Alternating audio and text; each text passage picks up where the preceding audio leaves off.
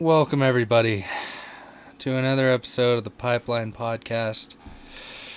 I'm your host, Kevin, and I'm here with my boy, Camrin. Howdy. And we just got out of Spider-Man No Way Home. Spider-Man No Way Home. They fucked it up. Fucked it up hard. They fucked it up, dude. Like, this movie is garbage. It was so bad. It was the worst Spider-Man movie I'd ever seen. Is what I would say if it wasn't fucking awesome! It was so good! It was so good! Welcome, everybody, to another episode of the Pipeline Podcast, and we're talking about Spider-Man No Way Home! The movie is amazing. Solid 10 out of 10. Best Spider-Man movie Fuck I have ever dude. seen. So good. Oh my god. So good. So Amazing. good. It's so good that I want to see it 4 more times. Dude, I'm going to own it when it comes out. That's how good this is. Like, as soon as it comes out, I'm buying it. Right when the credits started rolling, Kevin looked at me and he was like, I want to watch it again. And I was like, me too. Yeah, dude, it's one of those movies that it... Okay, first off, this movie was 2.5 hours long. It was a long movie. I wanted it to be longer. I needed it to be longer. And it was so good. That's the worst part, too. We wanted it to be longer. And it ended so good. It ended so well. Like, you know what I mean? It ended like all MCU movies. Yeah. And there's more to come. But it ended on the good note. But even then, it's still like, oh my god, I want more. This What's movie, next? in short, will make you laugh, cry, and make you a little angry. Angry, not at the good movie. Angry. Yeah, not at the movie, at some of the characters. Yeah, it makes you good angry at the characters. Yeah. Yeah. So this is a roller coaster of emotions, this film. It's amazing. It's the film was so good. The acting in it was phenomenal. Awesome. It was amazing. Awesome. Tom Holland's still the fucker that if you see crying on screen, you go. Yeah, you gotta join him because it's just so whimper. heartbreaking. He does such a good job. The villains were amazing. Awesome. Dr. So good. Otto Octavius did such a good job. Yeah, he did do a good job. Fucking, and then Willem Dafoe. Green Goblin, amazing, Awesome. solid. Lizard was amazing. Electro was top notch. They hinted at comic stuff all the time. I don't know if you noticed. I did. Electro showed up and you see like the Electro mask pop up. That's amazing.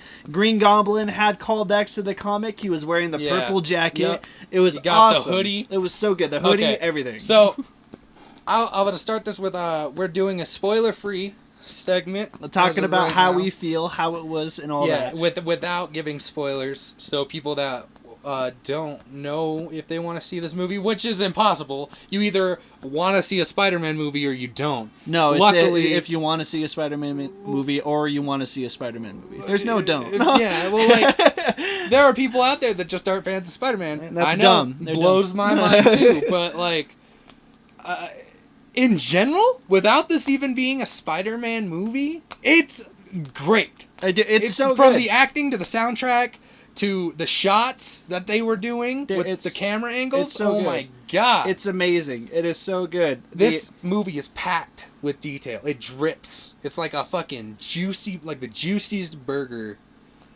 Oh yeah. Film wise. Yeah. Oh yeah. And it's so well put together.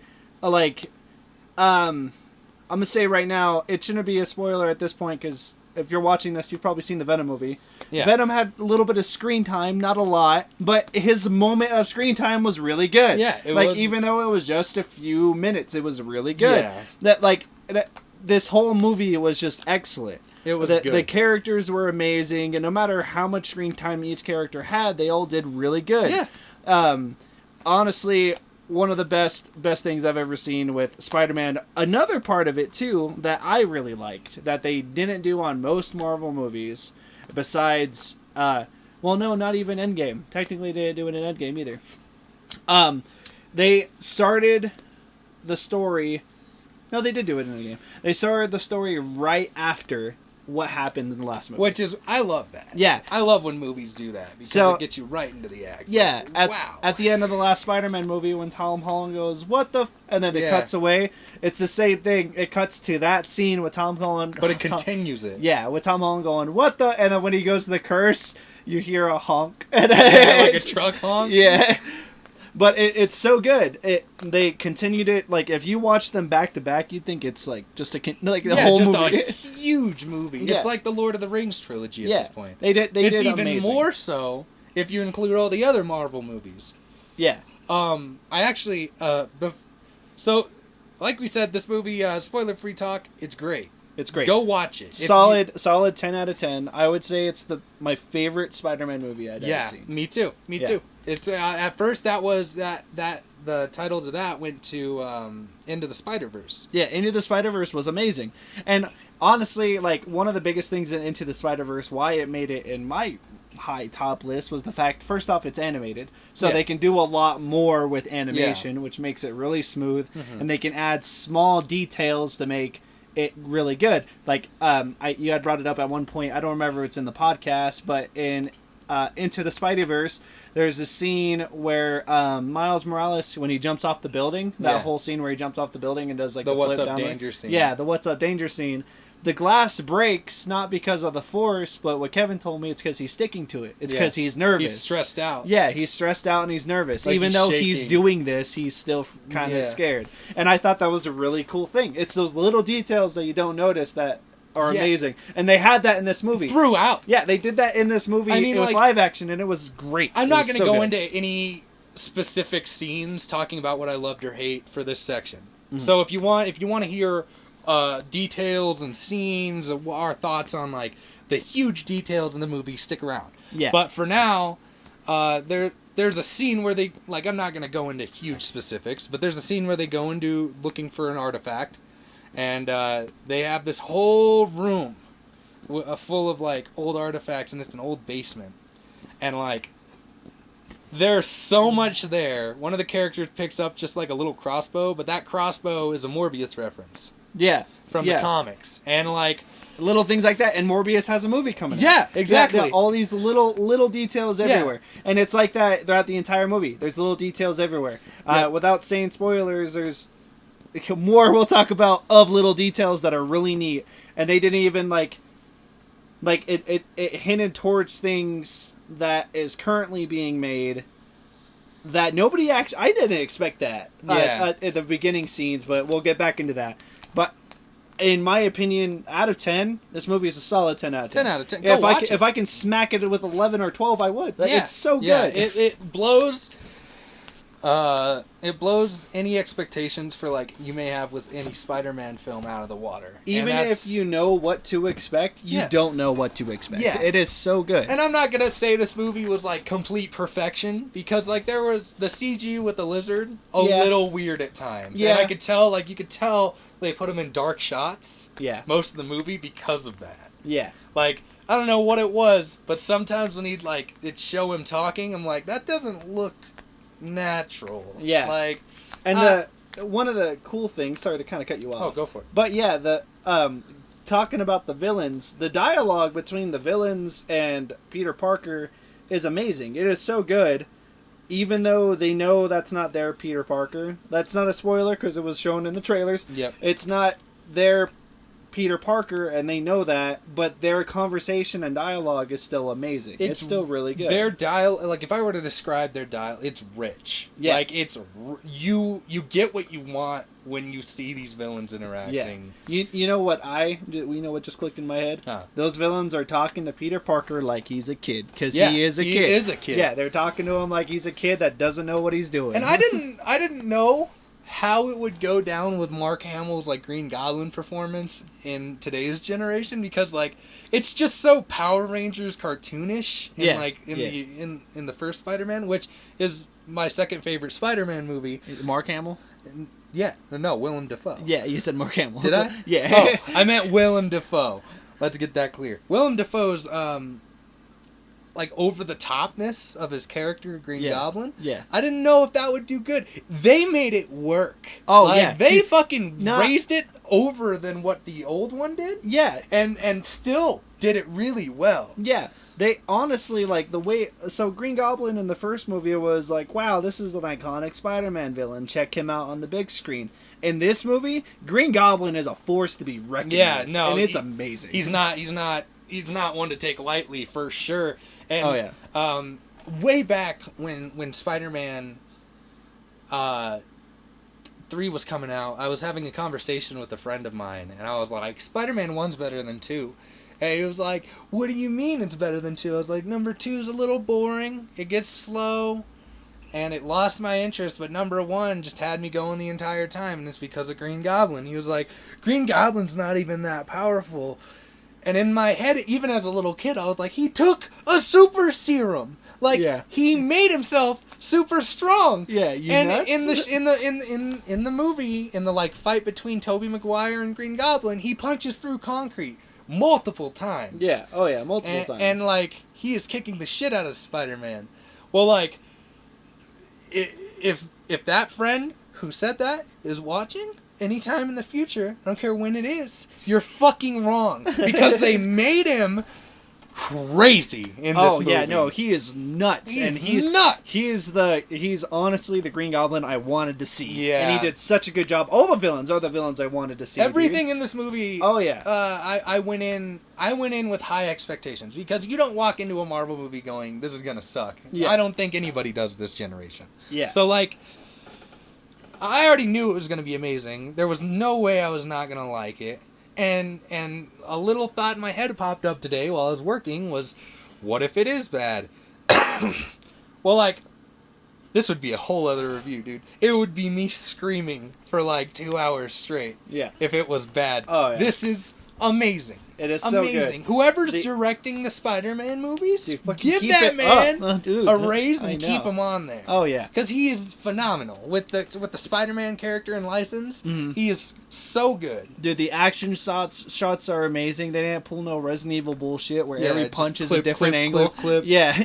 The action shots are amazing. The drama shots are amazing. You know, it's just so good. And this movie throws so much emotions out there. The entire time watching in the theater was either cheering, I was hearing sniffling, theater was clapping. That theater was fucking as like fanboy as we were to be there, dude. It was so good. If not more so, because at a certain point I stopped clapping over every little thing. I was like, like, it's fine that you guys are having a good time, but like seeing Spider-Man just walk on screen, I'm like, oh, we've already clapped at that. Yeah, it's fine. It's fine. Like, I was having a good time, but this theater was active. Oh, yeah. And I love it. I love it when theaters are like that. Yeah, and, you know, little scenes like that, like, you know, Spider-Man and MJ, have they kissed before on screen? Yeah. Before this movie? And Far From Home, I thought. Yeah, I could swear, too. But, yeah, when MJ and Tom Holland kissed near the end of the movie, everyone was like, woo! Like, clapping, and I was like, this isn't new. Like, they've been a couple this entire time. This ain't new. Like, what are you freaking... There was a scene where they thought they were having sex. Back up. This is nothing. Yeah. And why didn't we cheer at that one? Yeah. But yeah, no, like the theater was just crazy. Everybody was hyped. Dude, the theater was so packed. People were standing. They stood the entire time watching that movie. And I was like, geez. I mean, honestly though, good on you.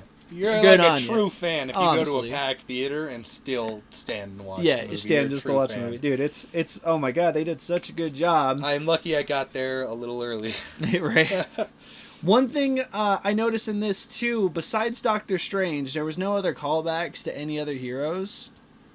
Which I thought it was interesting. Obviously, there's a callback to Stark. Well, but that's like hey, look, here's Stark Tower. But that's like it. They don't really say too much about Tony himself. Yeah. You know, Happy mentions him once or twice, but that's about it. But, you know, the whole movie was great. Everything was good. I think it's because they're dealing with a bigger threat, right? Like a threat that's coming. Because what we've seen we haven't done a podcast on Eternals, and we haven't done a podcast on Shang-Chi. Shang-Chi, yeah. But I want to. We'll probably put those two together. Because those movies were good, but they weren't Spider-Man big. Well, like, they didn't get my blood flowing like... No, Spider-Man gets my blood flowing. Yeah. I've loved him ever since I was a kid. Ask my mom, and she'd tell you, she'd be like, hey, he had a Spider-Man costume that his friend gave him that was down the street, and he wore that every day until it was nothing but rags. Like, I'd get home, and then I'd put that on, and I'd run around as Spider-Man. I'd eat dinner in that thing. That's amazing. It was a really bad costume, too, but I am a fanatic about Spider-Man. It's so seeing this is like all of the things that I wanted as a kid finally happening. And the kid in me is screaming with joy. It's like me on Christmas right now. The best thing about this too is like even hardcore old school fans, I was a fan of Spider-Man before the movies, when the comics were out. Well, guess what? This movie has major comic references. It has lots of comic lore, and it's amazing. It even has a spectacular Spider-Man reference. And I'm not going to say where or when until we get into talking about details. Yeah. But I'm going to tell you, it's so subtle, I doubt, anybody would have known. It. Yeah, I doubt anybody would have known, had it not be for looking at that particular section of the screen I was looking at. Yeah. And then I saw the suit appear, I was like, oh, okay. That's from Spectacular Spider-Man, because no other villain in the series has that kind of design other than Spectacular Spider-Man's villain. Insert name here. Okay. You know what I'm saying? Yeah. So, it's just really cool to see all versions of Spider-Man get a mention here. And the Spectacular Spider-Man is a cartoon from the early 2000s, late 90s. That's so fucking obscure. The whole thing, too, is, they've hinted towards other Spider-Mans and stuff like that, too. Not going into spoiler territory, but there's hints to other Spider-Mans. Because, of course, the villains are from different universes. Yeah. One villain... Electro, this isn't much of a spoiler, but Electro's sitting there and he's like, man, I wonder if there's a black Spider-Man. I'm just disappointed Spider-Man's. Wait, and me and Kevin looked at each other and we're like, that's Miles, baby! Just you wait, bucko.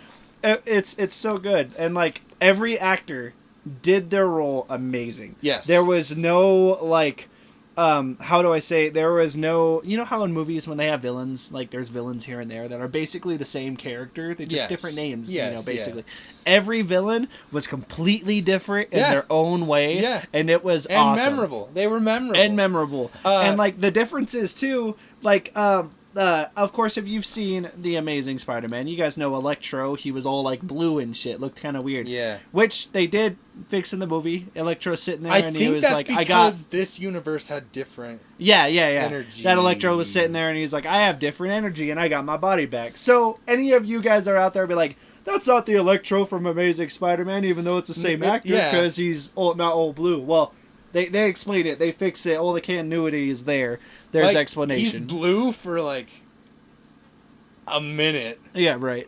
he's blue. You see the Amazing Spider-Man 2 Electro, and then shit happens, right? Yeah. But then it's not only that, but if you are not a fan of the Amazing Spider-Man, which I've always defended, the Amazing Spider-Man 1 is not a bad Spider-Man movie, no matter what people say about it. I don't think people it's a bad only Spider-Man. hated it because it wasn't Tobey. I think let's be honest. I think people didn't like his suit either, and I understand that because the orange eyes are a little weird. It is a little but weird. I think he was going for the Sam Raimi poster style of Spider-Man. Yeah. So Spider-Man 1, when he's climbing up the building, you can see the reflection off of his eyes, and the sunset's orange, so it looks a little orangish. I think that's what they were going for. Okay. And people just didn't like that, which, fine, understandable. But Andrew Garfield was not a bad choice for Spider-Man. It's just the writing in The Amazing Spider-Man wasn't all that great. Yeah, no, and even then, The Amazing Spider-Man, the first one, wasn't even that terrible. No, the first one wasn't bad at all. No, the second one is what really... Oh, the second one was kind of... blew the shit in the water. Yeah. It was just the first one, it made a little bloop. And then the second one's just hold up. And I like that they pulled a villain from every single Spider-Man movie, up until the Tom Holland Spider-Man series. Because Tom Holland didn't have his own villain in there, huh? No. Well, yeah. No, he didn't. No, yeah. So it was. There was a villain from Spider-Man 1, a villain from Spider-Man 2, villain from Spider-Man 3, then villain from Amazing Spider-Man and Amazing Spider-Man 2. So there was no Sinister Six. It was just the 5 villains. No. And honestly, I feel like if they were to do any more, it would have overcrowded the movie. They did it just. Oh perfectly. yeah, they really did. They did it just the right amount of villains and like just the right amount of stuff. And like the whole movie too. One thing that I noticed a lot is Tom Holland's got the perfect Spider-Man mental attitude. Yeah, the entire. That's movie. why I love him. That's why he's my favorite actor. Yeah. Favorite actor's Tom Holland. Yeah. But I would say, like, my favorite Spider-Man is Tobey Maguire. My favorite actor for Spider-Man is Tom Holland. Yeah, like, I have different, like, best Spider-Mans. Yeah, like, no, I get you. Category-wise. And it's so... The movie was so well put together. It was so good. The way they display how Spider-Man is living his life now, after the world knowing who he is. They did such an amazing job at displaying it on how it really is. I had watched an interview with Tom Holland talking about it, which... Jacksepticeye, that's who had the interview with him. Sean, I don't know Sean's last name, but anyway, Jacksepticeye had asked Holland. He was like, "So in this movie, what can you say is the difference between like you being famous and everybody noticing you out in public and being like, oh my God, Tom Holland, and then the difference between what you experience in Spider-Man?" And Tom Holland's explanation on it was perfect. He was like, what Spider-Man's going through is nothing compared to what we can. And the reason being, it's because there's two sides. There's one side that completely hates him, and then one side that completely supports him. Yeah. Not only that, but it's the entire world that knows this and that's doing it. And, like, he portrayed it so well. The movie did exactly that. They portrayed it how, like... It's the world against Spider-Man. Yeah, it really is. And it's kind of heartbreaking to see because he literally... deserve it. Yeah, he's literally done nothing but try. Yeah. And it's really sad to see. Yeah. They had cool little Easter eggs. I'll get into it later. Yeah. Just talk about, like, the good stuff. The good stuff. The soundtrack was good. The soundtrack, they did a really good job. The music for any Spider-Man movie is going to be amazing. Yeah. But that's because they got to do, like, a grand scale orchestra kind of like overview. They don't need to make it so dark and like thumpy like the Batmans or like nothing like that. So that's why the music's so iconic, and it sticks here. So it's the same kind of thing. Yeah. My favorite parts of this movie were just the interactions between the Spider-Men. Yeah. Like that. Those scenes were so good, and I'm not going to explain why. You might want to stop. You said stuff. It's good. It's good. Those are my favorite scenes. Okay, but yeah, and out of everything, Tom Holland did such a good job acting. 10 out of 10 for him, and I'd have to say, 100% go watch this movie. Go watch it. It is so good. It is amazing. They did such a good job. Even the smaller actors. Happy was a really big part in the movie, even though he had slow on time. He made me laugh every time. Yeah. Aunt May, same thing. You know, not a major part in the... what I mean by major part, she didn't have a, like, all the time there role, like most of the other main characters, but still played a huge role in the movie. It was a really good actor. And, like, it was amazing. It was so good. It's probably my favorite experience in the theater this whole year. Oh, yeah. And now, guys, we're going to kind of cut into the pig here, you know. Yeah, because we've been just staring at it this whole time. Yeah. Now it's time to get into the deets. So, anybody that doesn't want any spoilers, click away now. Don't listen to the podcast anymore if you want to experience the movie yourself and not have any spoils happen. We're going to be talking about it in 3, 2, 1. They did it again. Our boys are back. Tobey Maguire, Andrew Garfield. Oh my God! All the same. All the same room. In the same room. Their interactions, not with them fighting, but them just talking with each other. That's my favorite part of the movie. Oh my God! I know. So, cutting a little really deep here into the turkey or the pig, whatever you want to go with. Into the spider. Yeah, cutting really deep into the spider. So just so you guys know, that interaction, of course, is kind of in the same aspect of Into the Spiderverse. It doesn't happen till more near the end of the movie, I should say. I would say that this did it better and more entertaining than Into the Spider-Verse. Yeah, it did it more entertaining. But let's kind of back up. Let's kind of pull our knife out of the spider a little bit. And let's back up and talk about what led up to this point. And of course, the biggest thing is, so like the whole reason Spider-Man is doing this in the first place, trying to make people forget he was forget who that Peter Parker was Spider-Man. Whole reason he's trying to make that happen isn't because of like the fame or the riots or the fact that they have to get out of stuff. Legally, they got out of everything. So what I was talking about earlier, a really small detail they threw in there that they didn't like mention at all or anything. The actor for Daredevil in the Daredevil TV show, he was in he's in the movie, and he's Spider-Man's lawyer. When he had first come in, I hadn't seen much of the Daredevil series, so I didn't know his actor. Like, I've only seen bits and pieces of Daredevil. And like, fry me on a stick if you will, because apparently that show's like amazing. Yeah, I hear the same thing. I hear it's amazing. I needed to hear his name. Yeah. Like, I needed to hear Daredevil's name to be like, okay, that is Daredevil. Because, like, when he came on screen, everybody in the theater was like, woo! Yeah. And I'm, like, sitting there in my head. I'm like, should I be cheering with them? I feel like I should be. And, like, the moment I was like, who? Is that Daredevil? Camrin comes up. He's like, I don't know. Am I missing something? And I was like, I think that's Daredevil. And then they say his name. I was like, yeah, that's Daredevil. That's gotta be Daredevil. Yeah, when I clicked in my head that was Daredevil was the fact that I saw him pick up a blind cane and he was wearing those blind glasses. The and cup I was went to him, but he like caught it. It wasn't a cup. So like, of course, people were trying to like attack Spider-Man. Oh, it was a brick. Yeah, they throw a brick through Spider-Man's window, and fucking Daredevil just catches it before he even hits the ground. Yeah, because he comes in saying he's a lawyer. Yeah. Well, like, he is. He's a lawyer. Yeah. So like, he gets Spider-Man out of all the. Oh shit! He gets Spider-Man out of all the legal shit. Yeah. Sorry about the thud, guys. But he gets Spider-Man out of all the legal shit, all that good stuff. But anyway.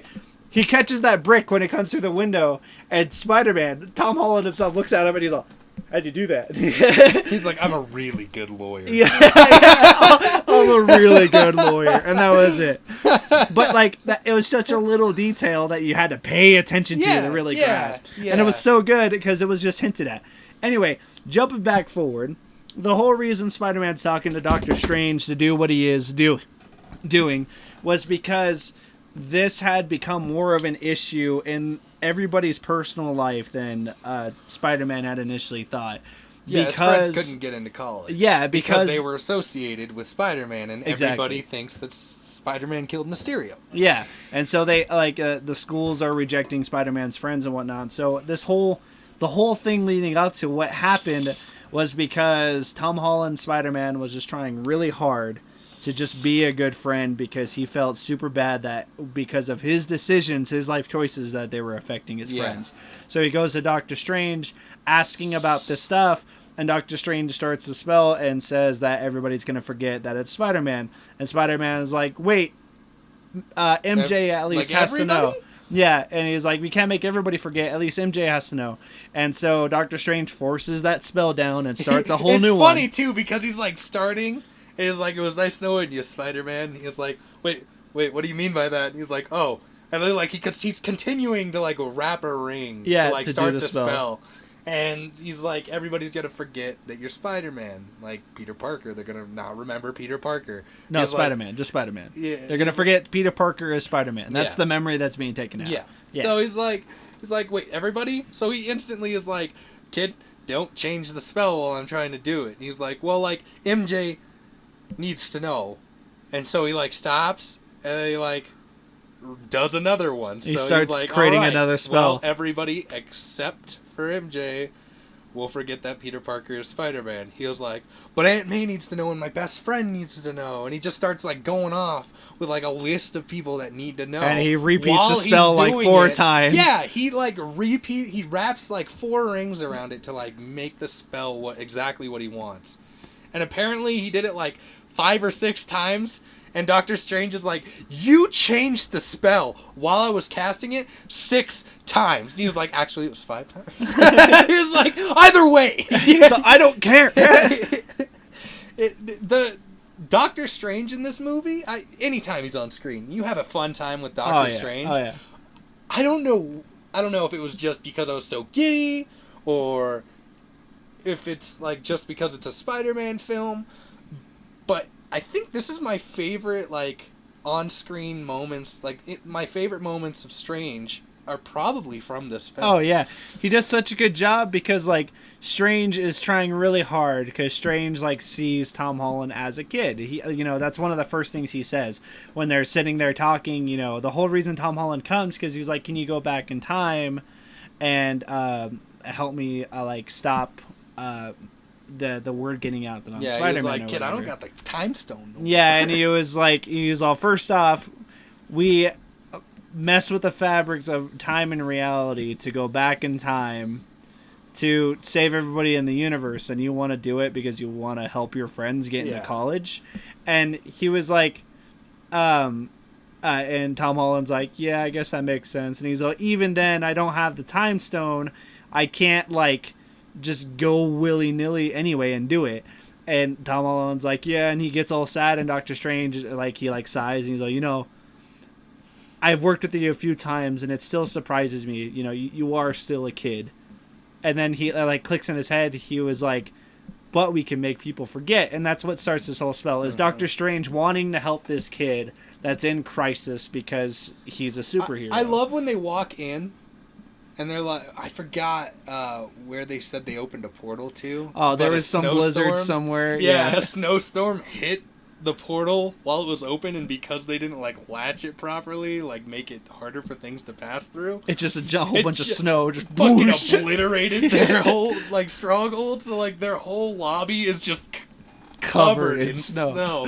And it's funny each time because you see every time they walk around, like, at a certain point in the movie, Strange doesn't even walk in that room. Like, every time he's in that room, he's like sliding a little bit. No, every time he's in that room, like, at a certain point through the movie, he, like, I think it was like the fourth time he slipped, he just starts floating. Like, he doesn't even, like, touch his feet to the ground, but the whole time other people are, like, slipping and sliding, and he's just like floating over. He just stops caring. Yeah, he's like, no, all right, I'm not dealing with that. Yeah.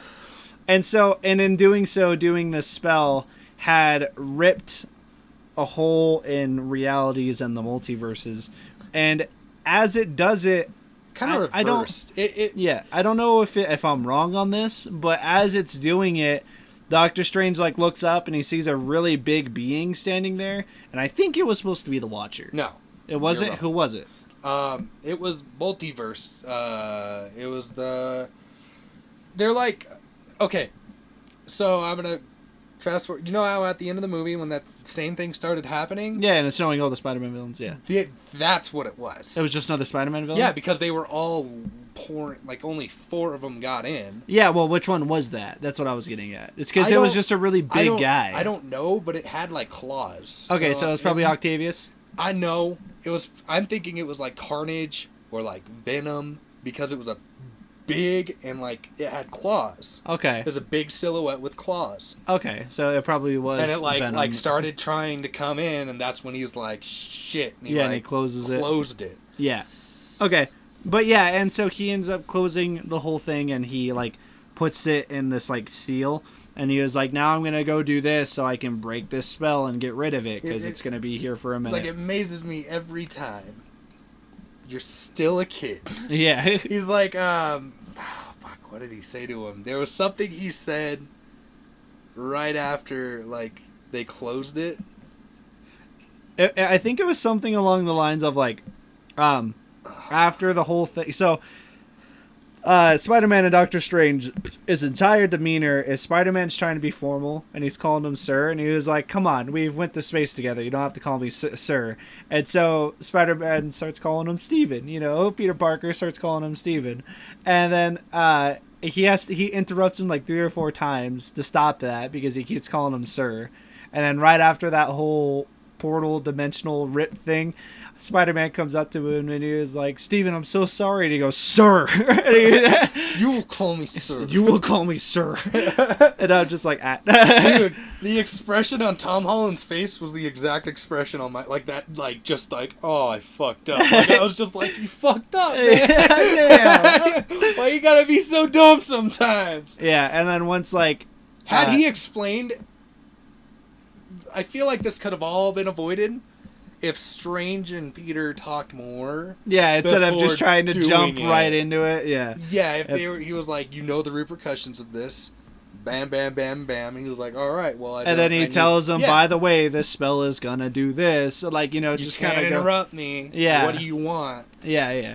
You'd think they would go into fine detail, but they were both kind of just like rushing to get it done. Yeah, I think And so- Strange was just like happy to help. Yeah, he just like, wanted to I help wanna the kid. you. Yeah, he's Yeah. like, there's not much Avengers left. Let me help you. Yeah.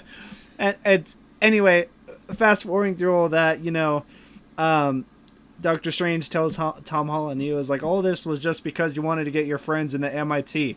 Why don't you just call That's it what I was MIT gonna and say. plead your case? That's what I was talking about. Yeah. That statement right there. Yeah. I was like, I was gonna say that scene is hilarious when he's like, you didn't call them and say I wanna Plead try their to case. combat that case and say that we should be in there. He's like, you could do that. He's like, kid, yeah, you can do that. Yeah, call them. And he like kicks them out. And of course Tom Holland goes to do that and he gets told by who's that guy's name? Flash? Yeah. He gets Flash. told Yeah, Gordon. it's a Flash Gordon. Is it? No. No, it's like I made a book, Flashpoint. Yeah. Whatever. Flash. Yeah. But Spider-Man calls Flash, who got into MIT, and he is asking, he was like, you know, where's the headmounts master or counselor or whoever it was? And he was like, oh, she just left the party. She's on her way to the airport. And so this is where the whole thing kicks off. Spider-Man goes down the road as fast as he can to catches the lady, and he finally sees her, and he takes off his Spidey suit, and he's all like in a suit looking He's all nice and formal. whatnot. Yeah. He knocks on her window, and she rolls down the window, and she's like, what are you doing? And he is all, I really need to talk to you about Ned and MJ. And she's like, you're standing on the side of the road in a suit. And he goes, yeah, I know. And like, and he's trying to like plead this case. And while this is happening, they start hearing like thuds start, and that's when he turns and Doc Ock comes out of the ground, and everyone's like, "Wow!" Everybody in the theater was like, "Yeah!" Even though they knew he was coming. You know, it's funny because every person that came on screen, they were cheering for except Electro. Oh my god, When I know. Electro came on screen, there Or was Sandman. one person who was like, "Yeah!" and no one else, dude. They were all just like, "Yeah, okay, it's Electro. Okay. Nobody likes him." Yeah. And then like, and then when it showed Lizard, everybody kind of got excited. Yeah, they were like, you heard a couple cheers, Yeah, woo. but like nobody. Dude, but when fucking William Dafoe hit the screen, though, people went wild, dude. wild. They were so excited to see Yep. that man as Green Goblin show up. I kind of want to go over it a little bit because this is a fun thing to talk about. Yeah. So, like, they did that for Willem Dafoe, and then it goes to the Spider-Mans, right? So, I'm not going to talk about the scene yet, but when Andrew Garfield comes on screen, he's full costume, and you can't really make out what suit, like whose suit that is. Yeah. Because he's so far away, you could just tell he's long and like he's tall and lengthy. And you know it's Yeah. not Tom Holland. Yeah. So everybody's like, "Whoa!" And I like, as he's coming into view, I like stopped cheering because it's Andrew Garfield's Spider-Man, and I was like, "Oh!" But everybody else was like fucking going crazy. They were like, "Oh, he's Yeah. here!" And I like turned to Camrin, and I'm like, "They're cheering for the wrong one." Yeah. And then when Tobey Maguire came Dude, on okay, screen, wait, it hold was on. a good minute of Dude. them going, us Just included. nuts, just going nuts. Not only that, dude, I don't know if you noticed, but after like the whole Andrew cheer and everything, and there was like the whole scene when Ned like was starting the portal, dude, it was dead fucking silent. Yeah. I heard a fly fart. Dude, everybody was on the edge of their seats at that moment. Dude, they were like, and when Toby's face hit the screen, bam, full minute Yeah. of just, wah, just everyone just going nuts, and it was awesome. Freaking Andrew Garfield's interpretation of Spider-Man of this, when MJ is questioning him the whole time if he's Spider-Man, is freaking amazing. "Oh my god!" I like how he's Hilarious. just staring at her, and he was like, "What do you mean? I'm in a suit." And she like throws a piece of bread at I him, know. and she's like, "How are we supposed to trust you? How do we know He's you're like, not a "Why'd bad you just guy?" throw a piece of bread Yeah, at me?" and then she like picks up another piece of bread and like She's like, "Test threatens. your reflexes." He's like, she's like, why don't you have them? He's like, I don't have them against bread. And she's like, well, crawl on the wall. And he's like, what? Crawl on the wall? And she's like, yeah, do it, and throws the fucking bread at him again. And I like how he just jumps up and just hangs on the ceiling. And he's like just one-handed. just one-handed. And then, like, freaking Ned's grandma or mom, whoever that is, speaking Spanish to Ned. And Ned's like, she's wondering if you can, like, get the cowboy to the corner, sit her up there. And he's all... And he just crawls on the roof and fiddles his hand in the corner. Let's rewind. So I just wanted to get like the crowd reactions to all of them. I thought it was hilarious that nobody except like one guy clapped and cheered for Electro. Yeah. Because I was expecting... people to go nuts. Yeah, I was expecting for anything. This crowd was so easy to please. You could go up there. Tobey Maguire himself could have gone up there and just said the color blue. And walked off stage, and everybody would have been like, that was legendary. That's how hyped this theater was. Oh my god. But when Electro comes on screen, it's dead. Fuck, like, dude, I started like cracking up. Like, I remember just like, because nobody did it. I was like, no. I noticed that right away. I was like, okay. There's another clap and cheer moment. None. Just none. Woo! The one guy in the very front row. Yeah. I was like, wow. What a and nobody cheered when Sandman I wish I had appeared. it on camera. Because it's God. one of those things like you had to be there to know how ridiculous it was. It really was. And dude, so cutting... It was the Doc Ock scene when he was coming out of the road. It was a whole chase scene. Yeah. Whole chase scene. I'm going to let you go through the movie's plot. I usually do that. Okay. So I'm letting you take the road. Cutting back into the spider. No. Yeah. Getting back to the whole thing, Doctor Strange explains, there's a terror in the multiverse. And so before Tobey Maguire or Andrew Garfield was shown on screen, Doctor Strange says something that made me, like, in that moment go, damn, they might not be in this movie, but so far the movie is really good, so I don't have too much complaints about it. Yeah. But Doctor Strange says everybody that knows Peter Parker is coming to our universe. And so in my head, I'm just like, that can be their plot hole of getting out of, we didn't have Tobey Maguire and Andrew Garfield in the movie because it's everybody that knows Peter Parker. Not Peter Parker. Yeah, not Peter Parker. Anyway, I'm happy they didn't go that route. But, so Doctor Strange is explaining this all to him, and he had just caught Doc Ock and Lizard. He had caught Lizard Man in the sewer. I guess they got in a big old fight because Doctor Strange had like a cut in his head and shit, and he was kind of wobbly. Can I get to the scene? Yeah. Okay, so he then goes like, "Are we going to talk about all the villains like talking to each other?" Yeah. We'll get into that. Because I was going to say we haven't talked. Well, I was going to talk about, like, how it was leading up to he met all these villains. Because we haven't talked about any of that. Like, how he knows they're there and whatnot. So, hold on. Let me explain. So, after that whole scene, Doctor Strange tells him, he goes, there's a tear in the multiverse. And everybody that knew Peter Parker is coming to our universe. And Peter tells him, he was like... Oh my god, but there was another guy on the bridge. It was some like green elf looking dude. and like Doctor Strange is like, okay, so that means that there's more villains and we have to figure out something. I want you guys to try to track them down and go get them. And he's like starts getting really heated and mad because this is all like in his head. He's like, this is Peter's fault for fucking up that spell. And so he's like kind of getting upset with him about it, like him and his friend group. And he was all, it's time to Scooby-Doo this shit. Like, you guys need to go out and Scooby-Doo this shit. And they're all just like, MJ just cuts him off. She was like, I know a couple of magic words myself, starting with please. And he goes, please. Go out and Scooby-Doo this shit. And he just walks away. Anyway. We skipped a whole scene, and that was the bridge scene. Like Doc Ock and Spider-Man's little little fight. Yeah, they have a scuffle, and Doc Ock learns that that's not his Peter Parker. No, okay, so like the bridge scene, there's a whole chase segment, yes. And they fight I forgot about some main points. Doc Ock has under the bridge, like he annihilates Peter. Yeah. In this instance, Doc Ock was fucking him up. Yeah. Hardcore. Oh, yeah. Peter cannot keep up. Yeah, he could, like, the strength of those tentacles, I guess, was just too strong. Which proves my point again that Tobey Maguire's Spider-Man is the strongest. I stopped arguing with you about that. Oh, I know. Agree, you know? I'm just You're just rubbing it in. Oh, You're putting salt in the wound. bragging rights. I call so just taking a fucking lemon and pushing like it in. He's choking him under the bridge, like has him by the neck.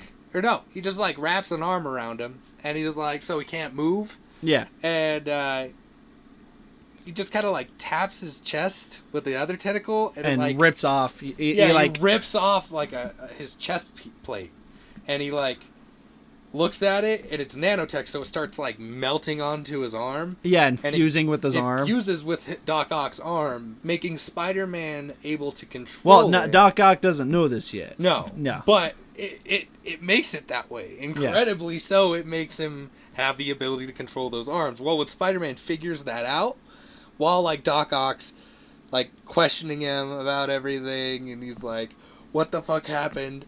Yeah, he controls his arms, and he starts like hearing the voices in his head talk about Spider-Man wanting to do what he says, and Doc Ock's like fighting with them in his head. He's like, "No, don't do what are you talking about? Don't do what he says." Do you see like an arm start moving?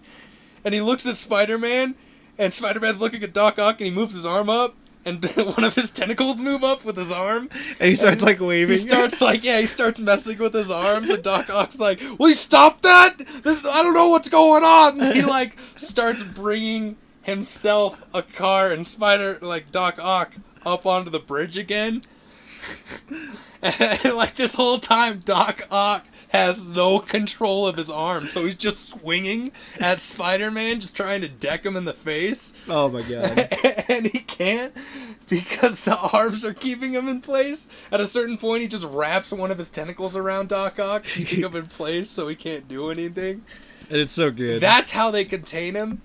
And the lady reconsiders the applications for the college. Yeah. She's because like, Spider-Man obviously, you saved her life. Yeah. You know? She was like, "I can tell you're a good guy. We're going to reconsider yours and your friends' applications." Yeah. And Peter even stops her, and he goes, "Mine, I only came here for my friends." And she goes, "Yours and your friends' applications." Yeah. Like, she insists that because Peter was willing to throw it all away just for them, that she thinks that he deserves a chance to get in as well. Yeah.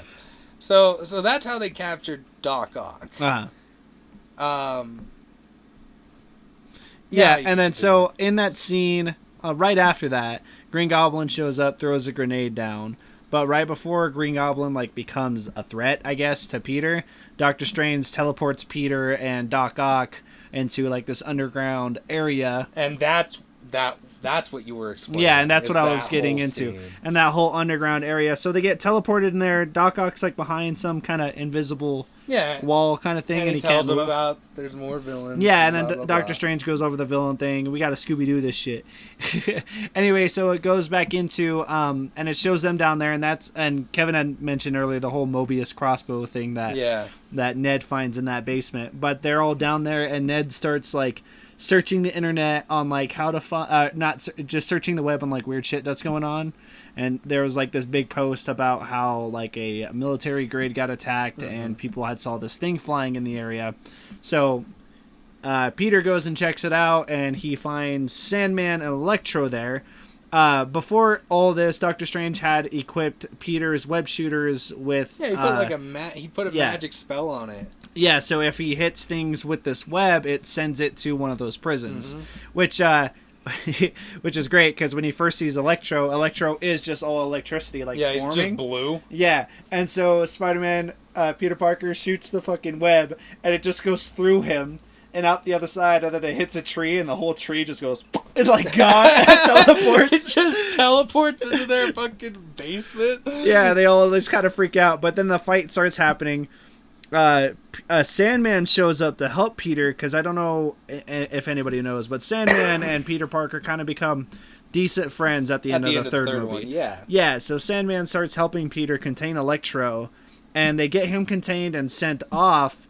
But right after that, Tom Holland Peter Parker takes off his mask, and Sandman starts kind of freaking out. He's just like, "I don't know you. Who are you? You're not Peter Parker." Yeah, no, because I was going to say, one of my favorite lines of this movie is when Peter Parker, like, Sandman's protecting him with, like, a sand wall. Yeah. From Electro's shock. And he's like talking to him. He's like, "Hey there, Peter." He's like, "I'm not your Peter." He's like, "You're not my Peter." What do you mean? What do you mean you're not my but Peter? I love that line. Like, "You're not my Peter." But Sandman starts freaking out a little bit. He's like, "How am I supposed to trust you? I don't know who you are." And like, kind of like gets a little angry. And so Spider-Man just up, and he just hits it with some web and teleports him back. And so he ends up going back, and there's this whole dialogue between those villains and Spider-Man, and like, and they all just talk to Tom Holland Spider-Man like he's just a kid, because he is. They're all like kind of treating him like a kid. They're all just like, you don't understand what's going on. Apparently, Strange had captured the lizard. Yeah, Strange captured the lizard screen. Off screen in the sewers. He said, "I found this thing crawling in the sewers." I really like this scene where they're because they start talking about how they got there. Yeah. And Spider-Man mentions Green Goblin in this scene. He's like, there was also, when we captured Octavius, there was a Green Goblin. Yeah, like, and then he was like, it looked like a green elf. Yeah. But Octavius starts talking about how that was Norman, but there's no way that's their Norman. And yeah, he's like, you're either crazy or you're hunting a ghost. Yeah, you're either crazy or you're hunting a ghost, and they like just go into this whole scene about like what they're gonna do, and then they start talking about like they're trying to remember how they got there, all the villains. It's really and well that's not this part yet, I forgot. So they talks about Norman, and then when he's like asking questions about Norman, Doc Ock kind of gets angry at Peter. He's like, "Stop with all the questions, you child!" He like yells at him, and then Peter gets a call from Aunt May, who's working at Feast, which is a good cool thing to throw out because the video game. Yeah, because they had never mentioned this. Shelter. Yeah, because they had never mentioned this in any other Spider-Man besides the video games. That she works at Feast. Anyway, so Tom Holland goes there because she says one of those guys you're looking for is here. Well, Tom Holland shows up. Green Goblin, Norman Osborn had a whole moment where it was him, Norman, and not Green Goblin taking over. Yeah. And Norman's like arguing with himself and fighting with the Green Goblin inside, and which is a good scene. It's a really good scene. Every moment with Willem Dafoe in this movie is so good. It's so good. And so he ends up breaking like he tries like hiding the Green Goblin equipment, and he ends up breaking the Green Goblin helmet out of like just sheer rage because he's mad at himself. He's mad at the Green Goblin. Then he goes seeking help, and he goes in the Feast, not knowing Aunt May is there, just asking if anybody know where Spider-Man is so he can help him. So it was just kind of luck of the draw that he showed up at this area with Aunt May, and so Aunt May called Peter, and Peter comes to help. And when Spider-Man walks in, Norman Osborn's like, "You're not Peter Parker. You're not who I know as Spider-Man. I tried going to my house and there was different people living there. Oscorp isn't a thing here." Yeah. And he's just kind of like freaking out a little bit. Which is so cool. Yeah, to like it is. See an actual freak out. Because I wasn't expecting to see somebody like break down because their home's gone. Yeah, he was like legit breaking down. He was worried about Harry. Son. Yeah, he was worried about Harry, about what was going on in the universe. And so Aunt May convinces Spider-Man, we got to help this guy. We got to make sure. Acting, dude. Yeah, like, so good. He sold me on like the pity. Yeah. Like, dude, I felt for him. Yeah. Even after like all this shit, like, I feel for that guy. Yeah. Because he's not all there. No, he's never not. been there. Yeah.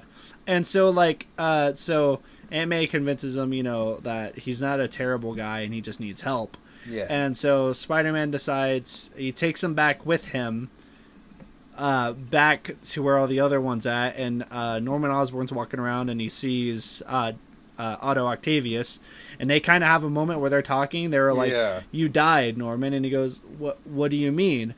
And then right when he says, "What do you mean?" Doctor Strange like pops up. No, it's before that. He goes, so wait, backing up. Sorry, I'm jumping ahead. But he asks, "Well, what do you mean?" He goes, You died like 5 years ago or whatever it was. Yeah, he's like, "I just remember fighting Spider-Man," and then and he was like, I just remember being here. Yeah, and Dr. Octavius was like, "That's whack." He was like, "That's not possible. You died." Yeah, he was like, "Well, what do you remember before coming here?" And Otto, he's like, "I just remember." He's like, "I could, because Sandman says that Octavius died. Yeah, that Octavius was also like, dead. What are you talking about? I was about to kill Spider-Man. I had him there. I had him by the throat. And then it clicks in his head. He was like, then I was here. Yeah. Yeah. And then Electro, he's like, yeah, I was just in the service systems getting all this power. And I was getting too much power. I was about to die. Yeah. And then he clicks in his head. Same thing clicks in Lizard's head. Like, all of them realize, wow, in our universe, we kind of died. Uh-huh. And Doctor Strange, and so Tom Holland's, like, Spider-Man is thinking to himself, you know, he's like, that's kind of sad. If I send all these guys back, they're going to die. And so, and then that's when Doctor Strange pops up, and Doctor Strange throws... Willem Dafoe. Yeah, Doctor Strange throws Green Goblin, in one of the prison chamber things that they got, and he's talking to Spider-Man, and he's like, okay, we're shutting this down. We're sending them all back home. I got this box that's going to help close the spell and get rid of the spell so they can all go home. And Spider-Man's like, no, we can't do that, because if we send them home, they're all going to die. And he was like, that's their fates. They all died in their universes. That's not our problem. If we keep them here, our universe could collapse. You not understand that. This is multiverses that we're saving by sending them back. Yeah. And Spider-Man was like, Spider-Man being Spider-Man, he's like, no, we can't. I can't let He's like, I let can't you let send you these. kill these guys. Yeah, I can't let you send these guys if I know they're gonna die going. And so they have an Inception Battle, baby. Yeah. And I love this shit. Like, Yeah. in Doctor Strange, that's what got me hooked on that shit. It's like the Inception type battles, the fucking city, like, caving in on itself, like a mirror scope kind of thing. Yeah. That's So awesome. Spider-Man and Doctor Strange have this giant battle, and it's so good. My favorite scene in the entire battle is when, like, Spider-Man, like, tries to jump away, and Doctor Strange gets him with one of the red whips and pulls him in. Then he hits him, and you see Tom Holland come out of Spider-Man's body, and he's floating there, and he's like, whoa, am I dead? This is strange. And, like, Doctor Strange is like, no, you're not dead. I just separated your, like, spirit from your body or whatever. And so he was like, now I'm going to be taking that. And he goes to grab the box, and Spider-Man's hand automatically moves away from his hand moving the box. And he goes, how are you doing that? And he's like trying to grab the box. Yeah. And that whole time I'm just like, damn, dude, this spider sense is way too good. Yeah. And Tom Holland the whole time is just like, wow, this feels amazing. As like he's like dodging his I thought hand. they were gonna make like a drug joke, like, is this how it is to feel high? But no, he just like swims back to his body. Yeah, he gets back in his body, and then the whole like mirror dimension scene fight happens that is shown in the trailers, and that fight is really good. It's so good. Yeah. I don't know if you noticed, but that train that they popped out, Yeah. that was the same subway train that he ended up saving, kind of like Spider-Man 2 from like Homecoming. Yeah. Is when he like stopped the train, but not in the way that Tobey Maguire did. Yeah. Yeah, it was the same train. Oh, that's cool. Yeah. Yeah, and so like it opens in this whole fight scene, and Tom Holland ends up using the mirror universe to like make a web trap, and he ties Doctor Strange up in this web trap, and then he steals Strange's ring to make portals so he can't get out right away.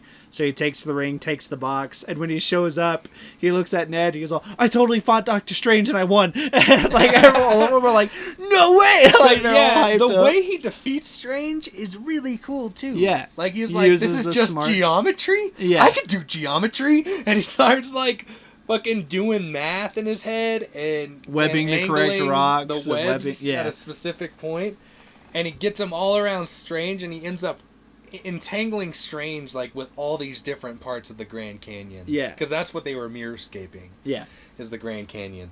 So he's like strung up 18 different ways, and it's fucking crazy. So he's like, I'm good at math. I could do that. I just thought it was really funny. He's like, you know what's cooler than magic?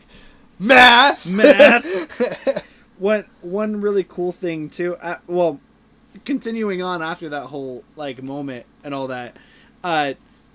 So Spider-Man shows back up and he tells the 5 villains there. He's like, "Look, I'm gonna try to cure you all and help you all, so you guys don't die when you go back to your universe. I'm gonna try to help you." And they're all just like, you really think you can change us? Yada yada. And Spider-Man's like, well, I want to try. You're either gonna follow me or I'm gonna send you back. Yeah, and Norman is the one to be like, I think we should. Yeah, and then like Electro's like, well, you kind of have us against the wall here. It's either we go and die or we listen to you, so like might as well. And so Spider-Man decides to give MJ the box, and he goes, if you don't hear from me or if I text you, hit this switch and send them back home. Mm-hmm. And she goes, okay. And so they all kind of leave, and they go to Happy's place, because they're staying at Happy's because they needed a secure place to stay because the world wanted Tom Holland's nuts. Anyway, so he takes all these people to Happy's place, all these villains, and the suit machine, I think they just called it a fabricator. The fabricator machine that was in Spider-Man Far From Home, where he makes a suit. The suit fabricator. Yeah, and so the suit fabricator machine is there at Happy's. And so Spider-Man decides, this is a really cool high-powered fabricator, and I can use it to make things for you guys that can help cure you guys. And one of the first things he focuses on is Otto Octavius's neurochip that allowed him to control the arms without them like messing with his head. He goes into the fabricator after scanning his suit and everything, because he has all the specs from the suit because he hacked it with the nanotechnology. And so he starts putting in all the specs and everything, and he learns how to make the neurochip. And the whole time, Norman Osborn is like praising Peter. He was like, "You're so smart. If you were in my universe, you would have a job with me immediately. You know, working in our labs, helping me make new inventions and whatnot." And Peter gets all excited. He's like, "Oh, thank you." But anyway, so he goes out and he puts the new neurochip on Otto, and Otto instantly becomes his old self again, which is really cool to see. You see like everything, his whole demeanor change. And, he thanks Peter for like getting the voices out of his head. He feels so calm and so happy now that he's in control. And, he thanks Norman. He was like, okay, let's do this. Let's get everybody on the right track. Let's save everybody's lives. And so they go in and they start doing all their shit, right? So they start making different things. They're in the middle of making like some kind of anti-serum for Green Goblin. They make a electrical device. It's like some kind of EMP device to get rid of Electro's electricity powers. A serum to make Lizard Man normal. Like they start working on all this different stuff. Well, when they're in the middle of making Green Goblin's anti-serum, Electro says that he has like a really funny feeling and he doesn't like the machine on his chest. It's making him feel weird. And of course it's because it's sucking the electricity out of him, first off. But anyway, and Spider-Man ends up walking out, and he just has this really weird spider sense feeling. And he's just sitting there, and he's like calls out to everybody, and everybody's standing there, and everyone's like, "Peter, what's wrong? What's going on with you? Why are you acting like that?" And so, and he stops, and he like turns to Norman, and he shoots web at Norman, like stopping Norman's hand with the serum in his hand. Yeah. So I'm guessing what he actually made was more goblin serum to make him stronger. And so it like snaps his hand, and Norman starts talking as Green Goblin, because Green Goblin's taking control at this point. And Green Goblin gives this whole big old like villain speech. We're villains. This is the way we are. You think you can change us? This is how we're gonna be, Peter. We will be free. And just starts kind of going to town, and he rips out of the spider web, and Electro looks at Otto, and he goes, I think I liked you better the other way. And he rips off the device, and he like zaps Otto, and Otto goes shooting out of the window. But when Otto goes out the window, there's like a helicopter and like news crew outside, and so Otto just like quickly like escapes and goes the other way from all this. And then Spider-Man and Green Goblin just start going at it, dude. It's gotta be like one of my favorite Spider-Man fights. Oh my god, of all it's so time. Good. They go ham. Yeah, they do. Like, he kicks the absolute shit out of Tom Holland. Yeah, he does. Oh, he just starts beating the shit out of him. He's like fucking suplexing him through fucking floors in the building and shit. Okay, so like Spider-Man's at first he was doing a little good, but Goblin just kept taking his punches. Yeah, and and he just like bam! hops on his fucking shoulders and starts elbowing his face and like punching his head. And Spider-Man's got strength. Yeah.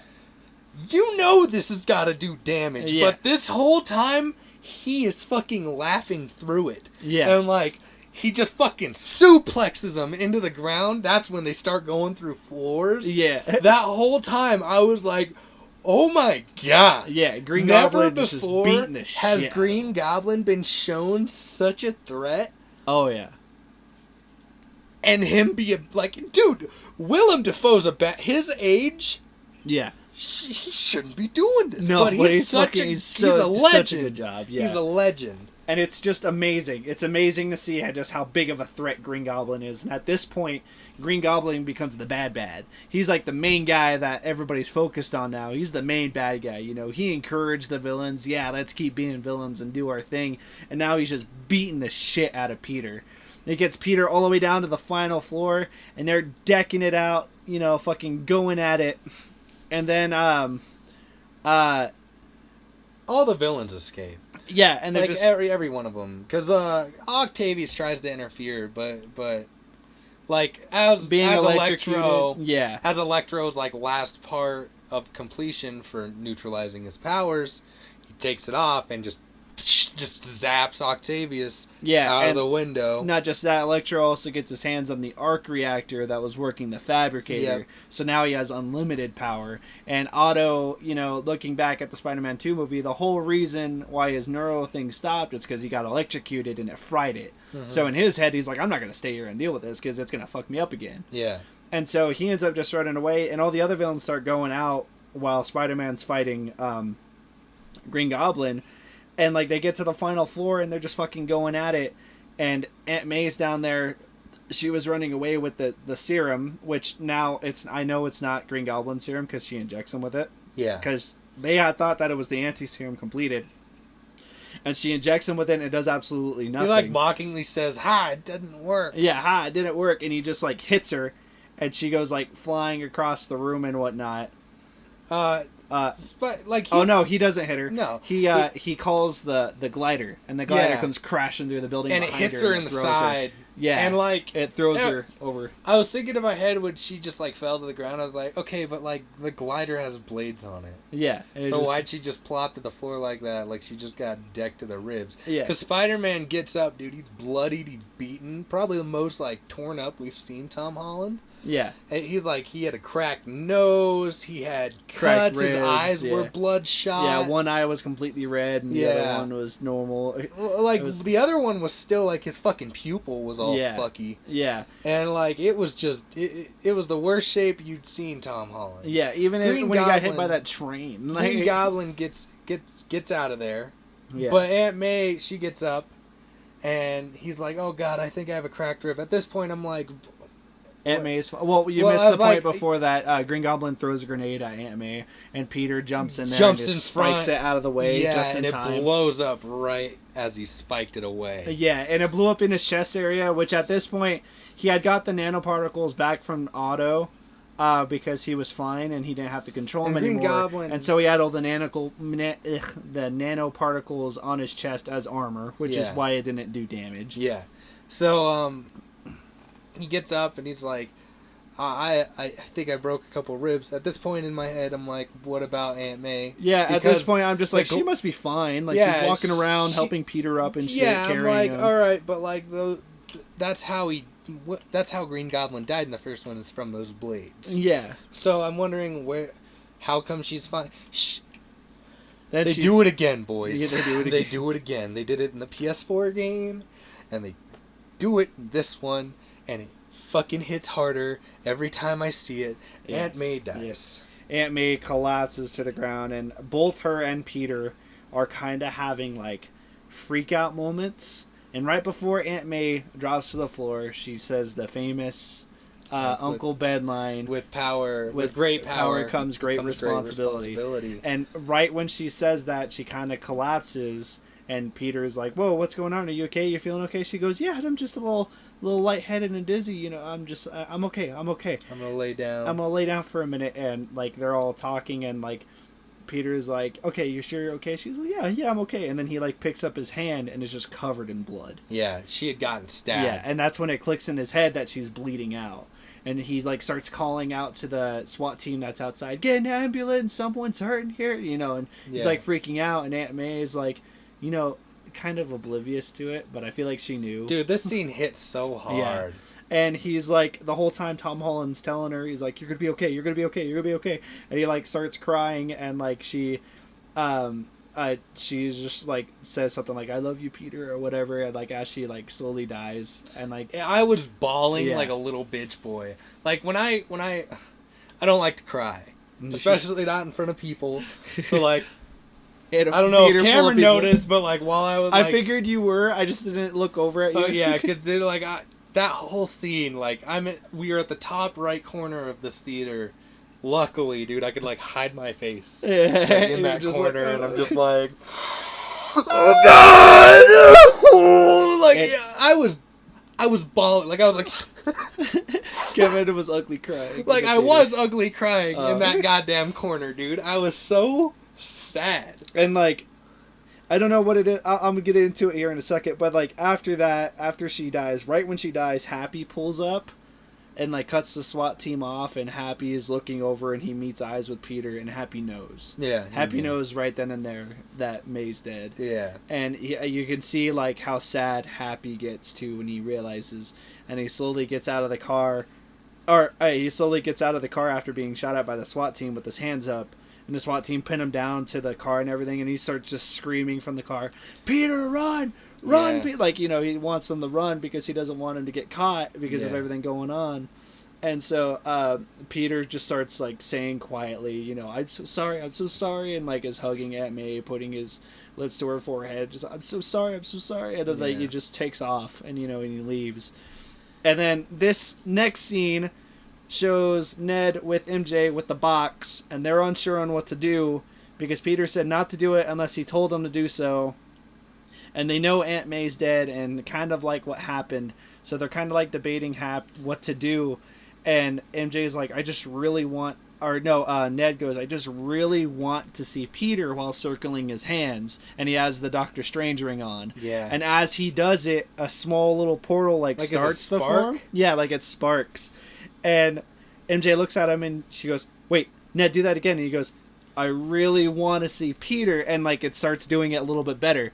And she goes, Ned, you can do the thing, open the thing. And he was like, so he stands up and he does the whole Doctor Strange stance and everything. And he's all, I want to see Peter. And then like the portal opens, and that's the whole scene with Andrew Garfield comes in. Andrew Garfield comes in, and like people went wild. Yeah, and they all went nuts. And then so it gets to another scene where Ned's like, okay, maybe I'm gonna try it again. I'm gonna try again and try to get see if I can get Peter. And he does the same thing. I want to see Peter Parker.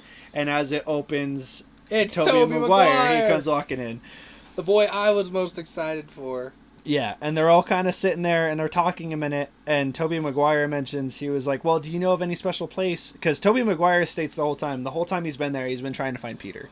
He's been trying to find Peter because he knows what's going on. He's trying to help. Yeah.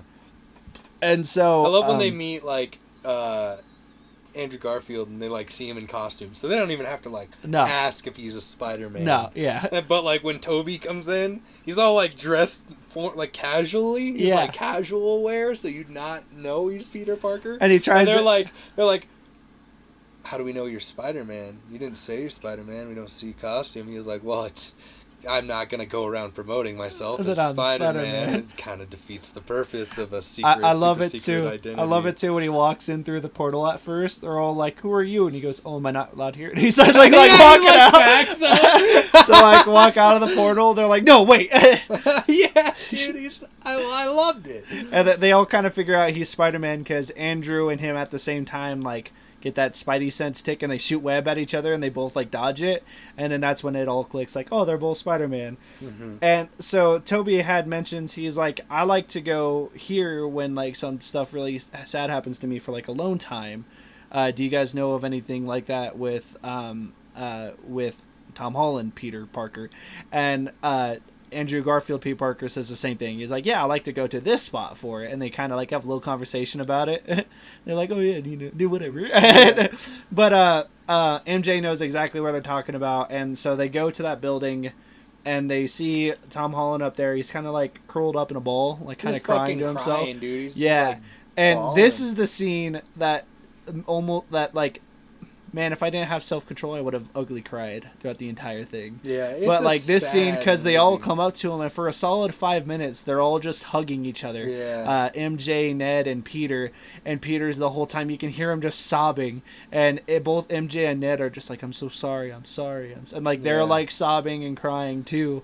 And they're all just like sitting there hugging each other, and it's so sad. Yeah. And it's like a solid couple minutes too, like of that, just them rocking back and forth doing this. It was a good scene. It was a really good scene, just showing the friendship and connection between the two. Yeah, and so she's like, MJ's like, we brought some other people. Yeah, as we well, brought 'cause people he to starts talk to to like you. feel a tingle. Yeah, the And spider he like tingle, starts Peter to like tingle, turn. And she's like, we also brought some other people to talk to you. Yeah, And like he looks up and he just sees like silhouettes on the like building, and they start jumping at him. And he like gets in a fighting stance. He's like, hold on, wait. And he like gets his friends behind him. Yeah. He's like, guys, hold on. And he looks at him, and they're like, one of them's in a Spider-Man costume, and the other one just like casual wear. So he's like, who are you guys? They like tell him who they are. Yeah. If you want to continue, you can go ahead. Yeah, Andrew goes to say, like, we know what you're going through. And, like, as he says Tom Holland cuts him off, and he's like, you don't know what I'm going through. You don't understand. Yeah. And, like, Tom Holland goes on this rant about how he, like, you guys don't understand because it's my fault. It's my fault that Aunt May is dead, you know. That even though she said that what we did was a good thing, I'm still, like, I brought them there. I didn't listen to Strange. I didn't do what I was supposed to do. Yeah. And then Andrew kind of, like, lets him talk and does this rant, and then Andrew, like, finally gets his turn to talk, and he goes, yeah, I know what it's like to feel lost, because I lost Gwen, who's my MJ. Yeah. And you know, and it was my fault because I wasn't good enough to save her. I wasn't fast enough to save her. And you can see like Tom's whole demeanor kind of like start changing, and like he starts bad. tearing up as he's like talking about it. Yeah, and Andrew's talking about it, and you know, he like says it's my fault she was there. It's my fault I couldn't save her. And then it cuts to Tobey Maguire, who had said, you know, and it was my fault the night that Uncle Ben died. Yeah, and he's like, you know, that night I wanted to kill the person who killed him. And he did. And he was like, I found him. And I completed it. I did what I set out to do, but it didn't make me feel better. Yeah. And so there's this whole, like... That's so probably my heartwarming. favorite scene in the movie, dude. And it's so heartwarming because Tobey Maguire says, he was like, all we're trying to do is to keep you from doing the mistake that we did. Yeah. Like Andrew Garfield, Spider-Man, he's all,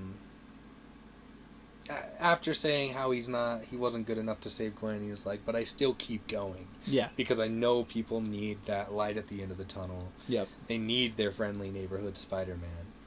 And I just want to help people. That's my purpose. And like that kind of shit, dude, it hits me. It hits me where it hurts. Because that's how I want to be. Like I just want to do good to do good. But you fuck up sometimes. And like I don't think any Spider-Man's perfect. I think every Spider-Man, every interpretation has fucked up one way or another. And it's just like I said, my favorite scenes in this movie are when the three are interacting, because it's like watching three really... best way to describe it, Andrew says it at one point. Andrew Garfield, Spider-Man, says, you know, it's like I have brothers. Yeah, you guys are like brothers. Mm-hmm. And so that's the perfect way to describe their demeanor towards one another. They're all like brothers. Like they genuinely want to help Peter out. Yeah, they want to help each other out. They all just genuinely want to be there for one another.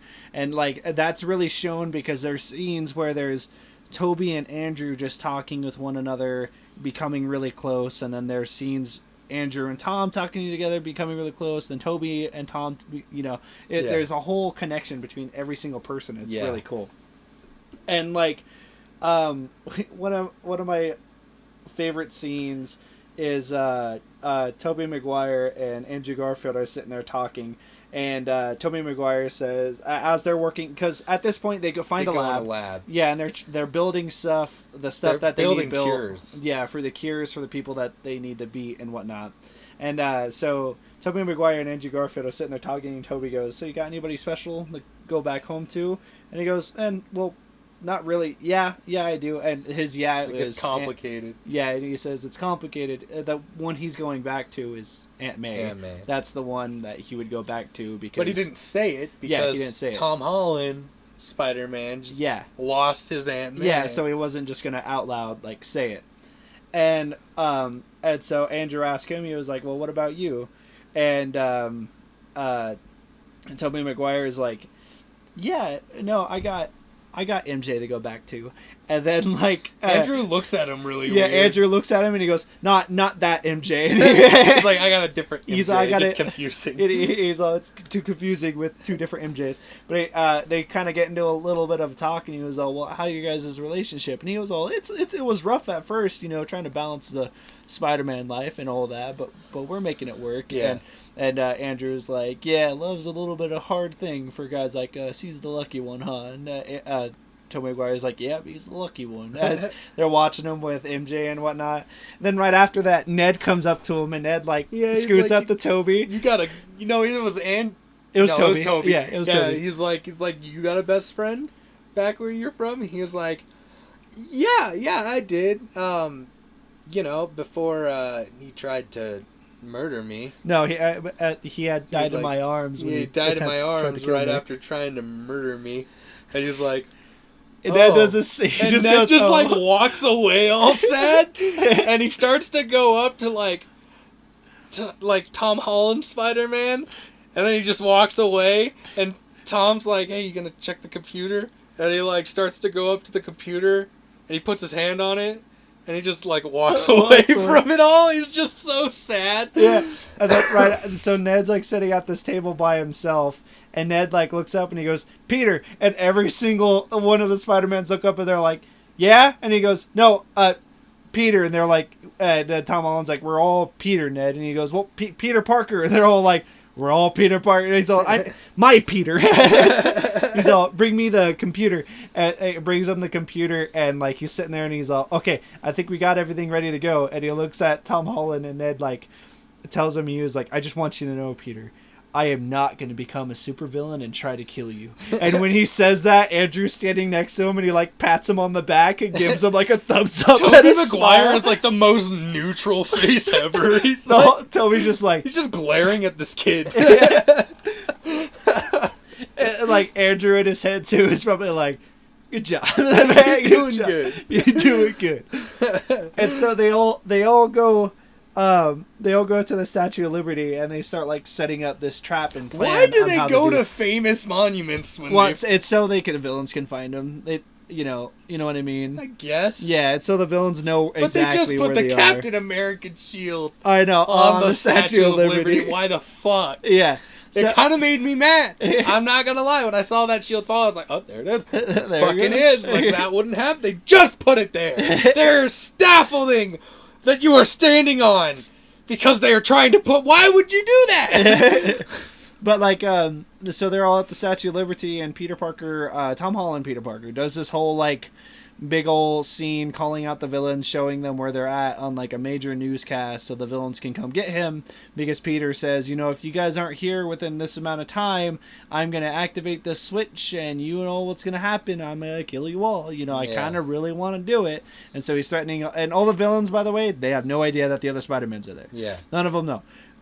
But during the whole waiting process of the villains coming up, Tom Holland, Peter Parker, Andrew Garfield, Peter Parker, and Tobey Maguire, Peter Parker are all having a really small connection moment where they're all talking to one another. Dude. They're just, oh my, that's so good. They're just flinging jokes back and forth at one another, and they all it's so good because every single Peter Parker there has the exact same humor and snappy back attitude. Yeah. And so they're all working off each other really well in this conversation.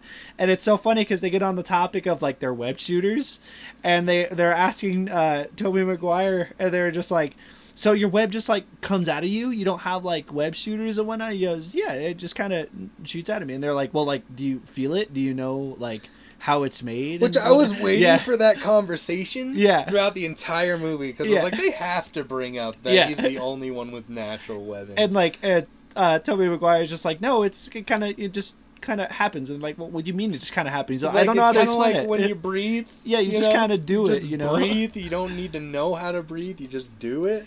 And then like you ever get a web blockage? Yeah, and Andrew's like, you ever get a web blockage? And Tom Holland's like, yeah, I get that too. And he's like, yeah, it sucks. I run out of web and I have to change the cartridge, or if it blocks, I gotta switch it out. And Toby is just like, well, yeah, I kind of had one at one time. And he goes, well, how'd that happen? How'd that work out for you? And he's just like, oh, I was having it was a really dark place. Really dark existential crisis. Place. Yeah.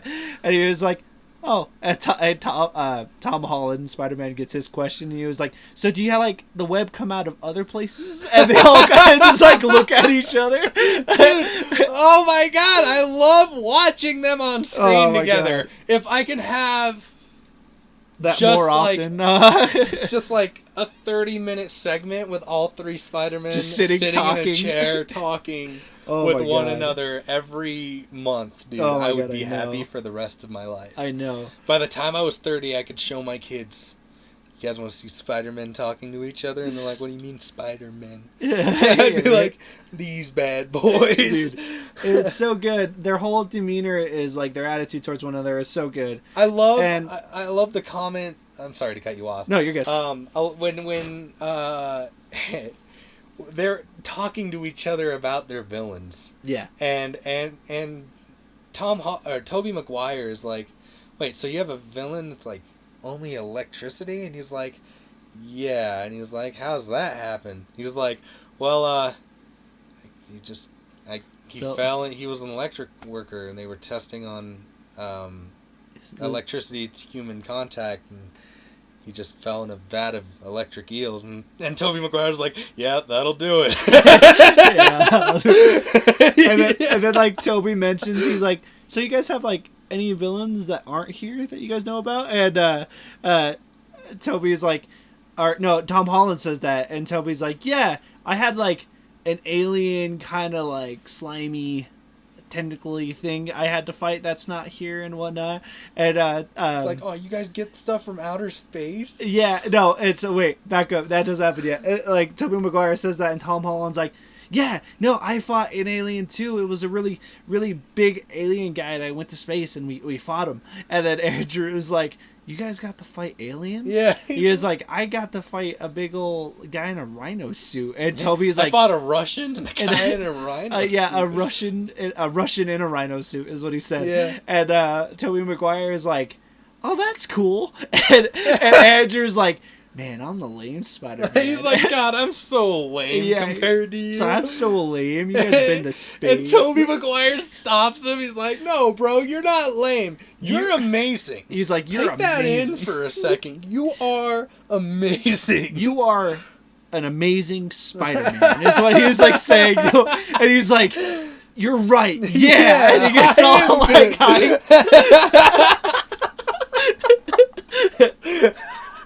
Andrew Garfield in this movie is honestly one of my favorite things about this movie. My favorite part about Andrew Garfield in this movie is he was the awkward Spider-Man that nobody knew how to like talk to. And it was so fucking good. Yeah, because he was everybody looks at the movies like the Andrew Garfield ones are the ones that like he was trying too hard to be Spider-Man. Yeah. And like in this one, he's trying too hard to bond with these other Spider-Men. Yeah. So it's amazing. At a certain point, they're hugging, and he's like, "I love you, guys." No, wait, back up. This is even better. It's not when they're hugging. So they get into this. They start fighting all the villains, and they're in the fight scene. Yeah. And they're like spider webs are like tangling on each other and whatnot. There's this part where like Tom Holland's swinging, and Andrew Garfield like clotheslines himself on Tom Holland's web, and he's all and he like starts falling down. He's all and he goes to string up, and as he shoots his web up to catch himself,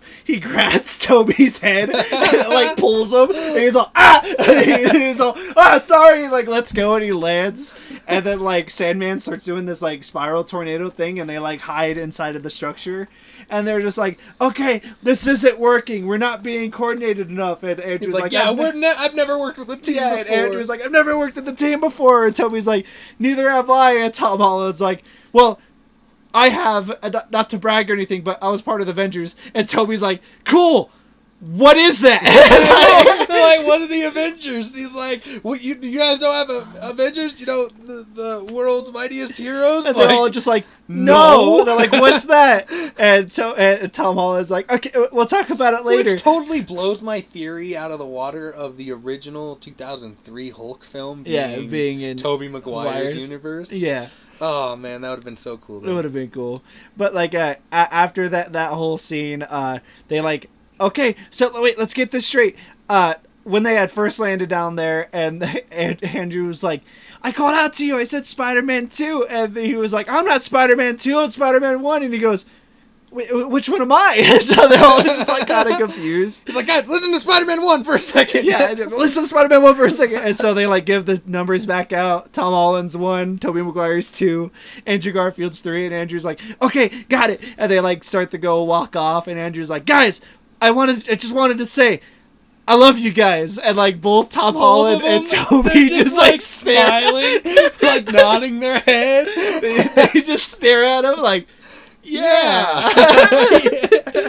And then they just go off and start like doing their thing.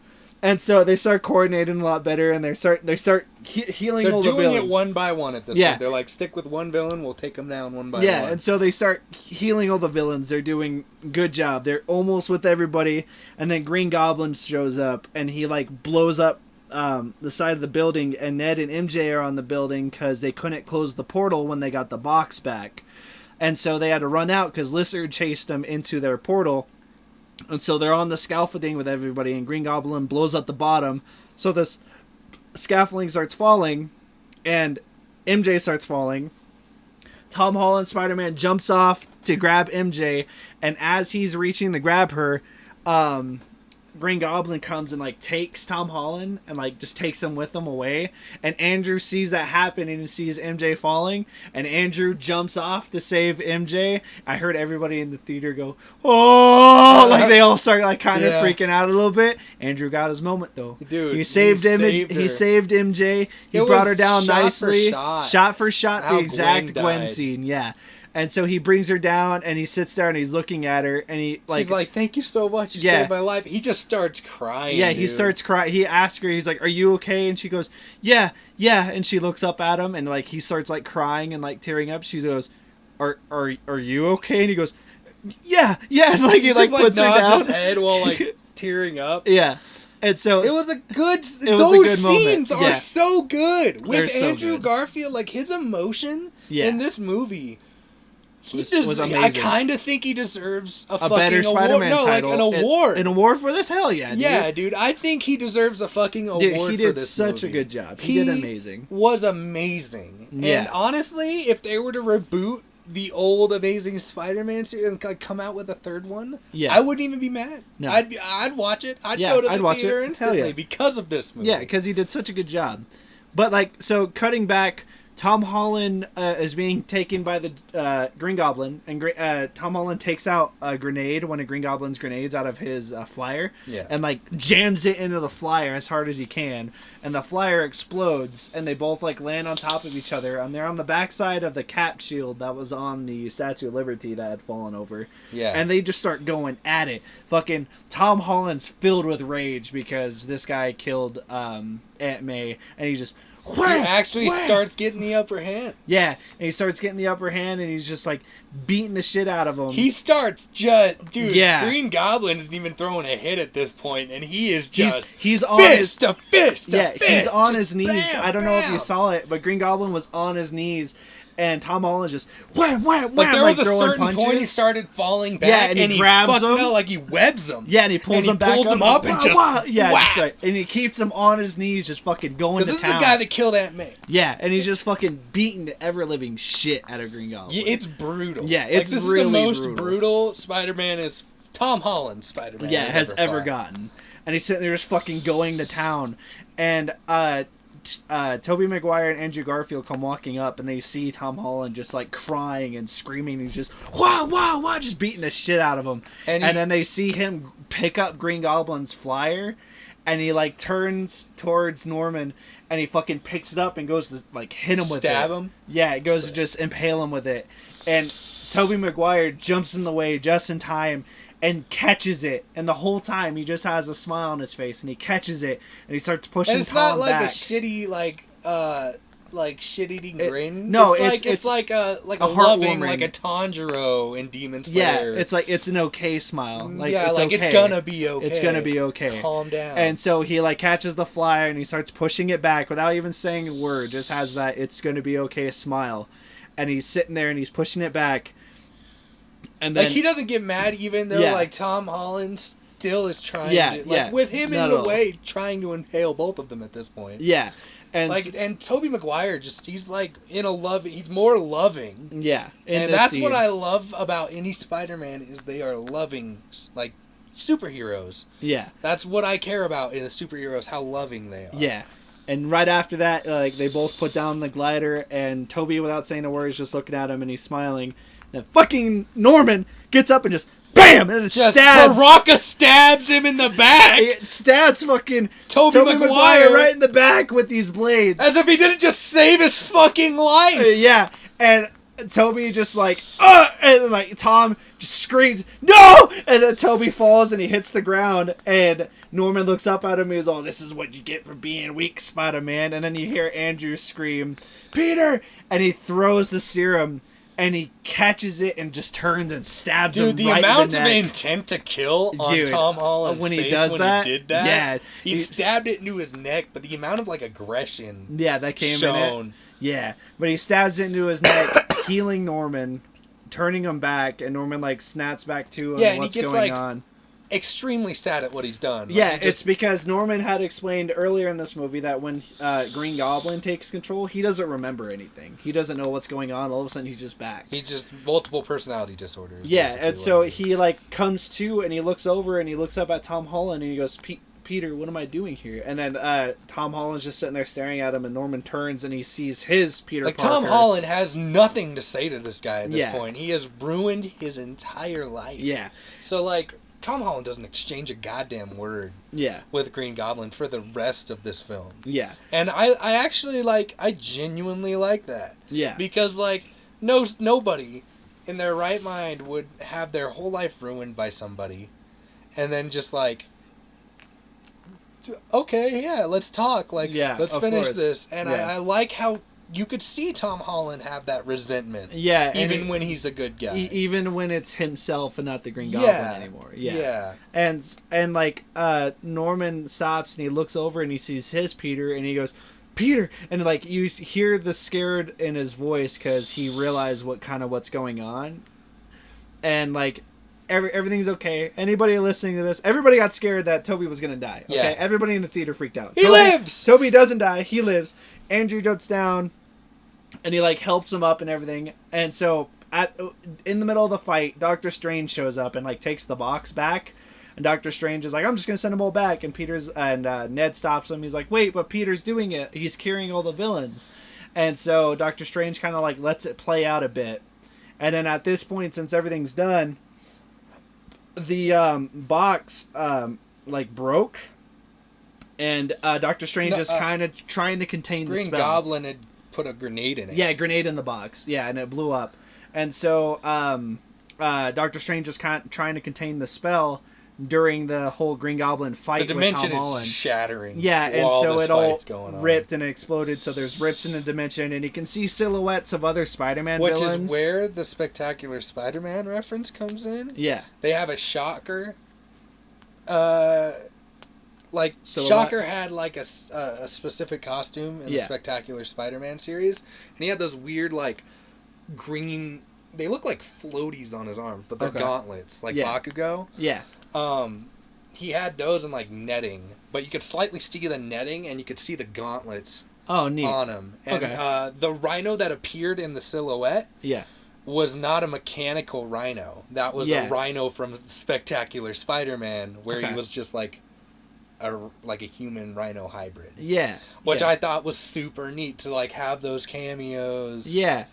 And so this is where all those cameo references that we were talking about at the beginning of the podcast kind of shows up. I don't know if I saw any symbiotes in there, but I promise you I saw one. Whether it be the one at first, something was there, or the one in this scene. There's there's a couple silhouettes I was like, oh, that looks kind of like a symbiote. Yeah. But they're silhouettes, so you don't. Yeah, you you don't absolutely know. But so Tom Holland goes up to Doctor Strange and he's like trying to figure out what to do about it.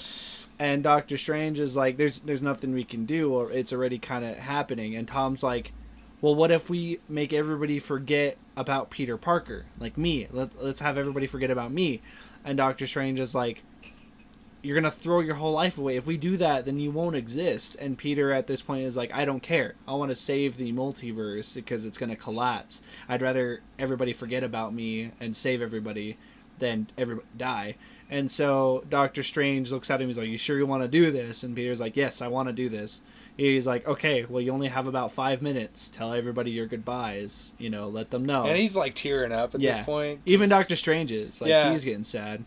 And so Doctor Strange starts the spell. Spider-Man goes to Andrew and Toby, thanks him for all the help, and checks on how Toby's doing. And Toby's like, yeah, no, it's okay. I've been stabbed multiple times. This is fine. He's just playing it off. Stabbed before. Yeah, it's okay. And he was like, you got to go say bye to your friends. And so Tom Holland says thank you again as he shoots away. And Andrew's holding Toby up, and he looks at him. He was all, hurts, doesn't it? And he's like, yeah, it hurts a lot.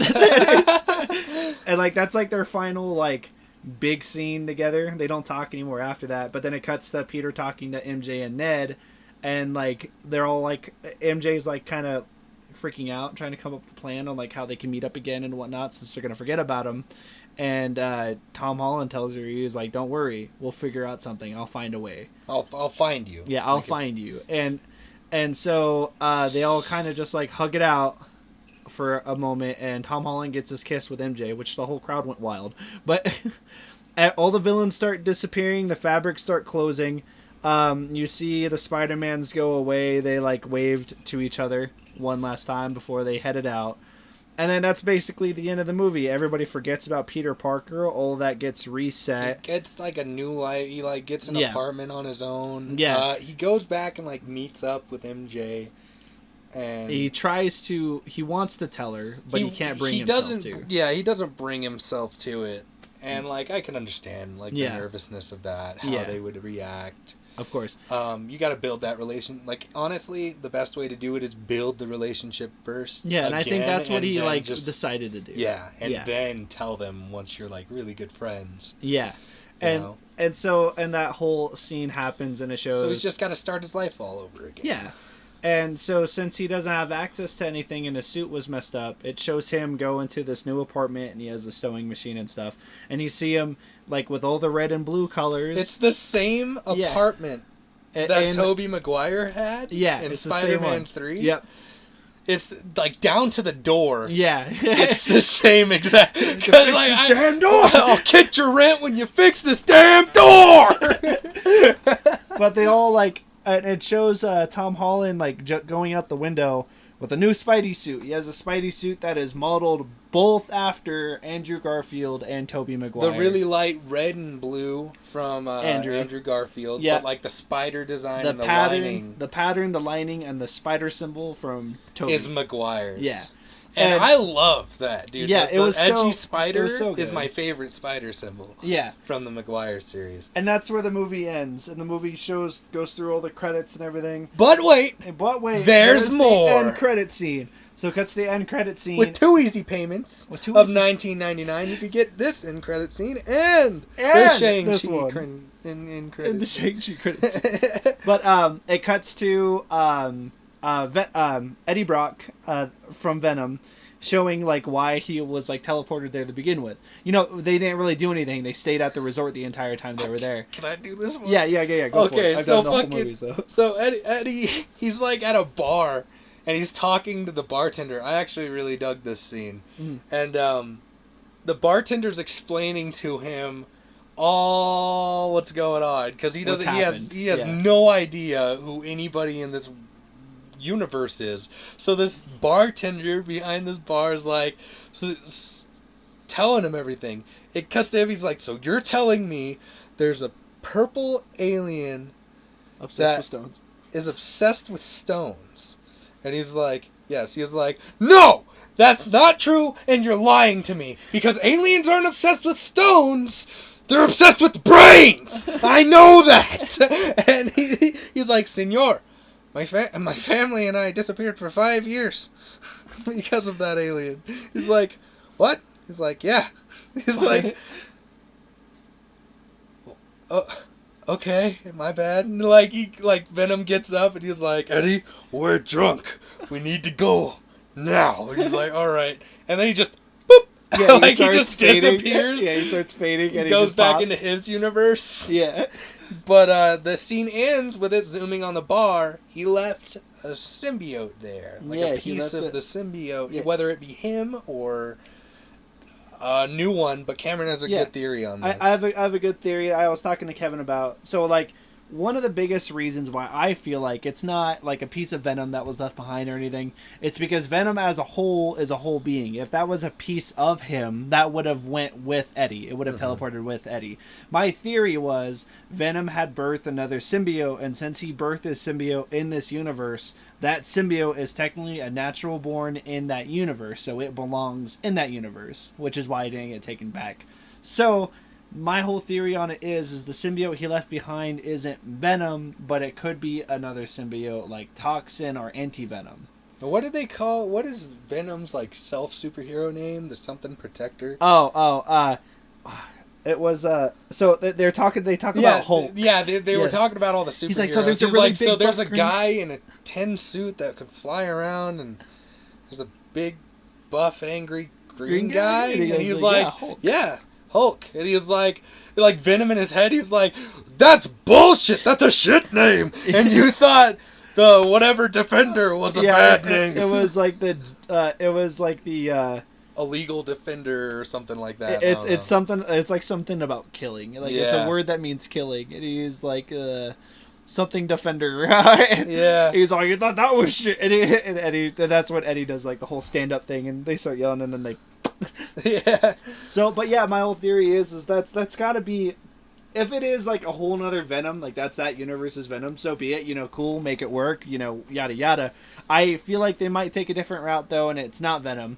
My whole other thing is too, symbiotes. Their first connection, really displays on how they are throughout the rest of their lives. Granted, symbiotes are always going to want to crave brains because that's what they eat. They eat brains. Yeah. And so, naturally, technically, they're not bad. That's how they live. That's how they're... Yeah. That's how they do their thing. It's natural for them. Yeah. So they're not necessarily bad, but, jumping into comic lore... They're like a spider. Yeah. Basically. Jumping into comic lore, the whole reason why, Venom liked Spider-Man so much in the comic lore was because... Venom's very first attachment was a righteous, powerful guy that passed judgment and was kind of mean. So that's kind of where Venom gets a lot of his personality from, because that's the first person he connected to. Well, he liked Spider-Man so much because Spider-Man was a vigilante that passed his own personal judgment. And so Venom attached to that really well. So it makes me wonder if they're going to keep that route, that symbiotes take the personalities of the first people they touch, or if it's going to be something else completely different. Because Carnage technically did too. In their movie, he technically took the entire personality of Cletus, but he just enhanced it. Yeah. And the only reason why he had issues with Cletus was because Cletus was in love with that what chick. Yeah, he was gay. Anyway, guys, that's the Spider-Man movie. That's the solid awesome. 12 out of 10. Fucking 20 out of 100. Dude, it's 100 out of 10. It's amazing. It's so good. Favorite Spider-Man movie of all time. It's amazing. I don't think that they're going to be able to top this. No. But I don't expect them to. No. I got what I wanted from this movie. Yeah. Guys, stay tuned on the podcast. We're going to try to keep this up on first day movie things so you can jump in and catch the latest news on these movies. Yep. Next one we're going to be looking out for is Spider-Man Into the Spideyverse 2, baby. It might be, because there are other movies coming out that I do want to talk about. That we might jump on before that. Yeah, we got to talk about Eternals. We got to talk about... Shang-Chi. Is it Shang-Chi? Shang-Chi. Okay. Shang-Chi, yeah. So we got to talk about... Rings. Yeah, we got to talk about Shang-Chi and the Seven Rings and Eternals. We'll put those both in one podcast, because I feel like we don't have to go over most of the movie. We can kind of just tell what happens. They're not huge parts, but they are heroes that are going to be involved in the next big ol' Avengers. The phase. Yeah. But yeah, That's been this episode. Oh shit, dropped my phone. Of the Pipeline Podcast. Like and subscribe, baby, if you haven't already, and stay tuned for more. Recommend us. Check us out on Twitter and TikTok. There's a couple of little funny videos on there. We're actually kind of blowing up on TikTok a little bit right now. So Sweet. I'm kind of excited. Sweet. Our last video got a lot of likes. Hell yeah. So stay tuned, guys. We'll get you next time. Good night, everybody.